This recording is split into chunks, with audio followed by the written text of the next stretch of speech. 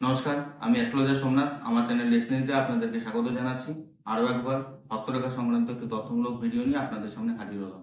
বন্ধুরা, বর্তমানে সরকারি চাকরিতে প্রতিযোগিতা যথেষ্ট বেশি এবং বেসরকারি চাকরিতে মাইনে অনেক ক্ষেত্রে খুবই কম এবং নিরাপত্তার অভাব থাকে। তাই বর্তমানে সবাই অনেকেই স্বাধীন পেশা হিসাবে ব্যবসাকে গ্রহণ করছে। তবে কি দেখে আপনি আপনার হাত দেখে বুঝবেন যে আপনার ব্যবসা হবে কিনা? তো চলুন দেখে নিন।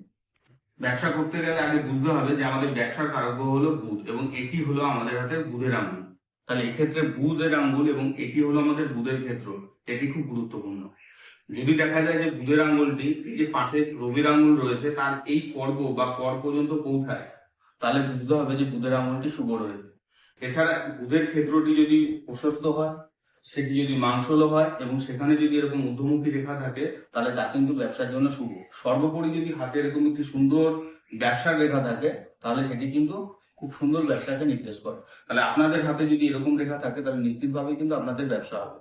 তবে ব্যবসা কখন শুরু করতে হবে, কি সংক্রান্ত ব্যবসা করবেন এবং ব্যবসা অনলাইনে হবে না অফলাইনে হবে, এই সংক্রান্ত সূক্ষ্ম জানতে গেলে কিন্তু অবশ্যই প্রয়োজনে আমার সাথে অনলাইনে বা অফলাইনে যোগাযোগ করতে হবে।